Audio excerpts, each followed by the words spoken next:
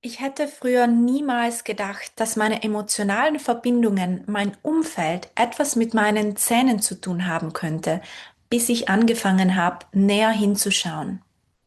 Heute geht es darum, wie toxische Verbindungen deine Zähne, dein Wohlbefinden beeinflussen können, nachdem wir in den letzten Videos hauptsächlich darüber gesprochen haben, wie du deine Zähne mit den richtigen Lebensmitteln, mit der richtigen Ernährung auf körperlicher Ebene unterstützen kannst.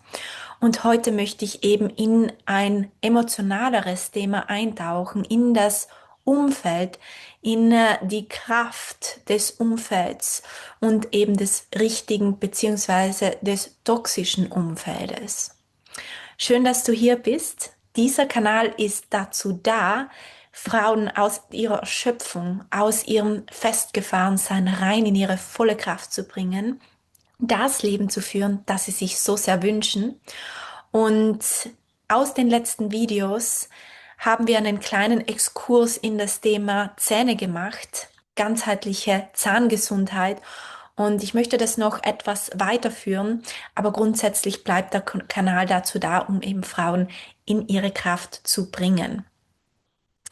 Ich habe letztens einen Blogartikel geschrieben, der darüber spricht, wie du deine Zähne mit den richtigen Lebensmitteln unterstützt, sprich, was du am besten vermeidest. Wenn du Karies hast oder deine Zähne und dein Wohlbefinden stärken möchtest, dann empfehle ich dir, diese Lebensmittel unbedingt zu streichen und aus deiner Küche zu entfernen. Lies dir den Artikel durch, ich verlinke ihn unten. Und heute möchte ich eben darüber sprechen, wie es bei mir war, wie sich das geäußert hat, diese toxischen Dynamiken und was du tun kannst, aber eben auch, was im Körper passiert, wenn wir in so einem Umfeld sind, wie dieser Dauerstress sich dann eben auf Zähne, auf Mund und auf den verschiedenen Körperbereichen auswirken kann. Falls du meinen Kanal noch nicht abonniert hast, mach das sehr gerne. Das hilft mir, die Reichweite zu erhöhen, mehrere Menschen zu erreichen und da mehr Bewusstsein zu schaffen. Also vielen lieben Dank dafür und ich freue mich immer auf einen Like von dir. Zuallererst einmal, was meine ich mit toxischen Verbindungen? Wie schon gesagt, dieser Begriff wird ständig, der fällt ständig, und ich meine hier nicht mit dem Finger auf eine Person zu zeigen und zu sagen, diese Person ist schlecht, sondern es geht hier vielmehr um eine Beziehung, um eine Dynamik, die dir auf Dauer nicht gut tut, die dich auslaugt, die dich mit der Zeit immer mehr von dir selbst entfernt, das dann eben dich in einen Zustand bringt, wo du dich teilweise nicht mehr selbst kennst, wo du erschöpft und vollkommen ausgelaugt bist, wo es nicht sicher ist, du zu sein, wo du ständig auf der Hut bist, wo du ständig dich anpassen musst, dich klein machen musst, du einfach nicht du sein kannst. Ja, wenn das nicht sicher ist. Ich kam vorübergehend nach meinen Reisen in der Welt und nachdem ich auf eigenen Beinen stand, wieder zurück in das Elternhaus. Und dort haben dann auch meine Zahnprobleme mit der Zeit begonnen. Ich habe mich von einer Beziehung gelöst, 8-jährigen toxischen Beziehung und war dann eben wieder zurück in Südtirol. Und mit der Zeit haben sich meine Zähne verschlechtert. Und wenn ich zurückschaue, dann war da eine Dynamik von, die Rollen waren vertauscht.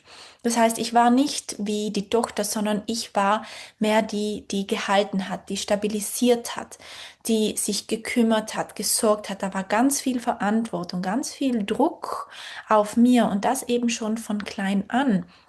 Und das passiert eben in solchen Dynamiken, wo die Rollen nicht die sind, die sie eigentlich sein sollten. Und natürlich dann geht der Körper in einen chronischen Alarmzustand, denn der Körper muss ständig funktionieren, muss sich anpassen, muss kontrollieren, um eben das alles zu halten.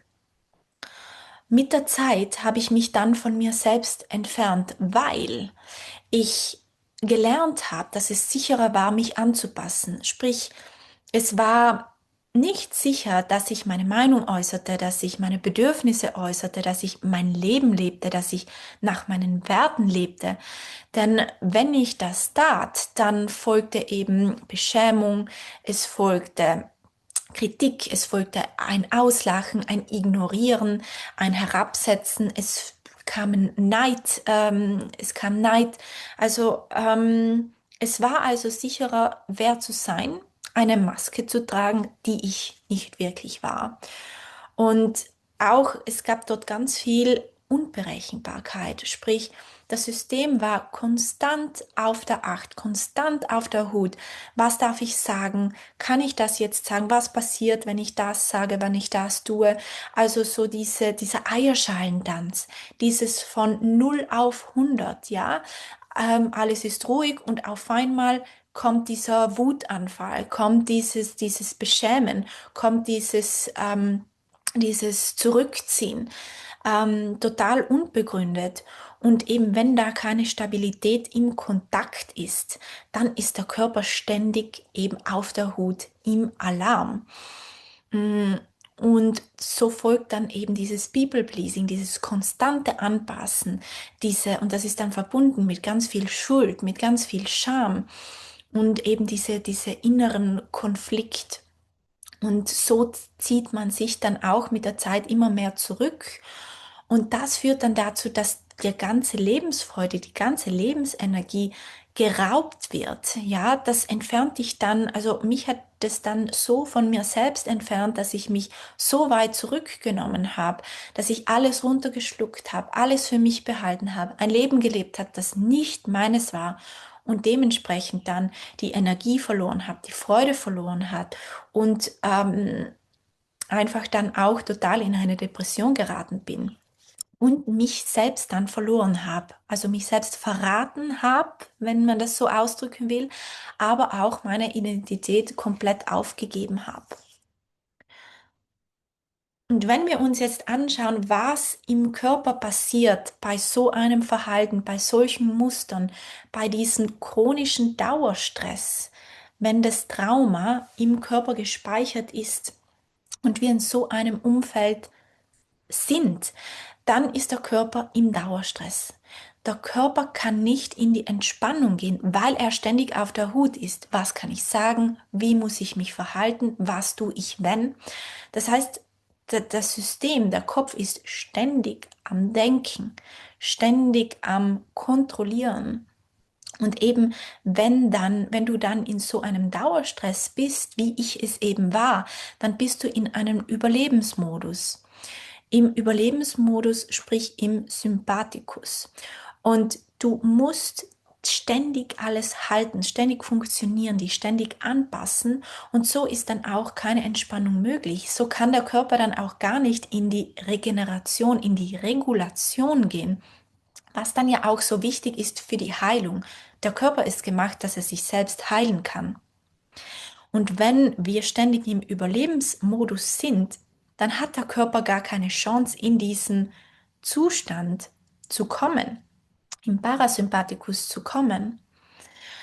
Also es herrscht null Sicherheit, dann kann der Körper nicht entladen, nicht in die Regeneration kommen. Und so bleibt diese Spannung feststecken. Denn normalerweise, wenn es Stress gibt, dann entfolgt eine Entladung und der Körper kommt in die Ruhe. Aber bei einem toxischen Umfeld, bei einem Umfeld, chaotischen Umfeld, Umfeld mit viel Trauma, unaufgearbeiteten Emotionen, dann herrscht Stress, es folgt keine Entladung und das bleibt dann im System feststecken. Der Körper hält dann die Spannung. Und wenn der Körper diese Spannung hält, dann muss er sie irgendwo Spezielles halten. Und hauptsächlich sind eben so diese Punkte im Körper, Kiefer, der Nacken, aber eben auch das Becken, die Atemwege und natürlich die Muskeln, die Faszien, das Bindegewebe. Kiefer eben ist ein spezieller Haltepunkt, wo es eben um Themen geht wie Kontrolle, aber auch Dinge, die nicht ausgesprochen werden. Der Mund, ja, das ist die Grenze nach außen. Emotionen, Trauer, Wut, alles, was eben gehalten wird, das wird dann, also unter anderem im Kiefer, im Mundbereich, bleibt es feststecken. Vor allem unterdrückte Emotionen, wenn Trauma nicht aufgearbeitet wird, dann sind da ganz viele Emotionen, die gesehen werden dürfen. Und wenn die nicht gesehen werden, wenn die keinen Ausdruck haben, dann bleibt das eben feststecken. So weit, bis es Kieferanspannungen gibt, es Zähneknirschen, chronische Anspannungen und. Also alles, was mit dem Ausdruck zu tun hat. Und die Energie bleibt dann eben dort stecken, wo der Körper keinen Ausdruck hat. Wenn du jetzt dich fragst, was kann ich jetzt konkret tun, um mich von diesen toxischen Dynamiken zu lösen, wo fange ich denn an? Dann kann ich nur empfehlen, einmal Distanz zu schaffen, dir Raum zu geben, um mal da reinzuspüren, um da auch einfach mal zu erkennen, was ist denn eigentlich da. Denn in solchen Dynamiken herrscht meistens Chaos, viel Tumult und Verwirrung. Und was du brauchst, ist Klarheit. Denn das Nervensystem kann nicht entspannen, runterfahren und zur Klarheit kommen, wenn du permanent diesen Einflüssen, diesem Umfeld ausgesetzt bist. Das heißt, einmal Raum zu schaffen, um Klarheit einzuladen. Schritt Nummer 1. Schritt Nummer 2, schaffe Bewusstsein. Nimm dir ein Journal und geh in die Introspektion. Nicht diese Person macht das und diese Person ist toxisch, sondern geh mal rein in die Introspektion und frag dich folgende Fragen. Frag dich, wie fühle ich mich im Kontakt? Wie geht es mir in dieser Beziehung? Ist mein Körper entspannt? Bin ich 100% ich selbst? Schreib das mal auf und vielleicht kommt es auch nicht sofort, speziell wenn wir in toxischen Dynamiken über einen langen Zeitraum feststecken. Dann sind wir meist so weit von uns selbst entfernt, dass wir das nicht sofort erkennen können. Also gib dir da einfach mal die Zeit und journale das immer wieder, um zu sehen, was ist denn eigentlich da. Und dann achte auf deinen Körper. Wenn du mit dieser Person in Kontakt bist, im selben Raum bist, frag dich mal, bin ich entspannt? Ja, wie fühlt sich mein Nacken an, meine Brust? Wie ist mein Atem? Ist mein Atem tief? Ist mein Atem flach? Ist mein Atem kurz? Ist er lange? Sind die Schultern angespannt oder sitze ich entspannt da? Was passiert auch im Bauchraum? Und da, die meisten Menschen sind ständig angespannt, ständig im Stress. Ganz viele merken gar nicht, dass sie eigentlich angespannt sind.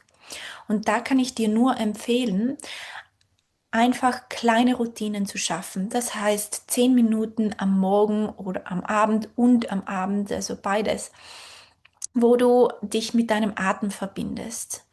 Oder wo du ein Yoga machst, ein besänftigendes Yin-Yoga. Ich bin ein Riesenfan von Yin-Yoga, weil es einfach mal das ganze System zur Ruhe bringt und es auch ein femininer Stil des Yogas ist.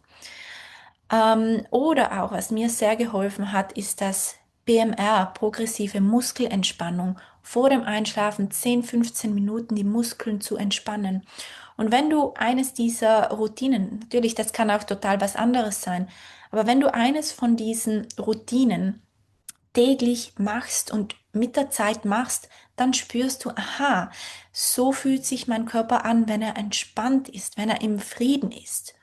Und dann kannst du das auch viel mehr erkennen, wie es dir in den Beziehungen, in den toxischen oder eben in deinem Umfeld geht. Und als letzten Punkt äußere deine Bedürfnisse und setze Grenzen. Und ich weiß, das ist absolut einfacher gesagt, als es ist. Speziell am Anfang. Es herrscht ja meist so viel Schuld und Scham und wenn es nicht sicher ist, dass du bist, dass du das sagst, was in dir ist, wenn du deine Emotionen äußerst und, dann ist das ein Alarm für den Körper, dann ist das neu und es ist wie eine Komfortzone. Und da kann ich dir nur empfehlen, das Schritt für Schritt anzusetzen, anzugehen. Einfach mal zu schauen, okay, wo kann ich den Kontakt mal reduzieren? Wo kann ich auch einfach mal sagen, ich nehme mal ein Wochenende für mich. Ich bin mal nicht verfügbar. Das Schritt für Schritt eben zu machen. Und ja, also zusammenfassend, Schritt Nummer eins, schaff Distanz. Schritt Nummer zwei, schaffe Bewusstsein, geh in die Introspektion.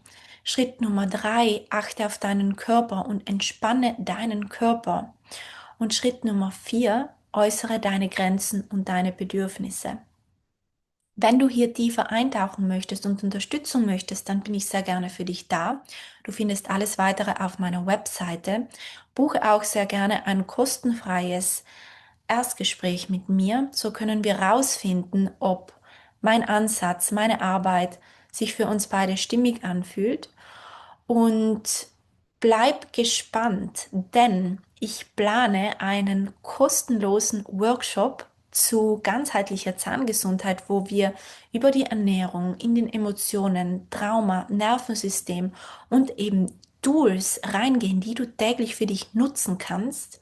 Wenn dich das interessiert, dann trag dich gern unten ein. Ich verlinke das und dann wirst du von mir informiert, wann das stattfindet.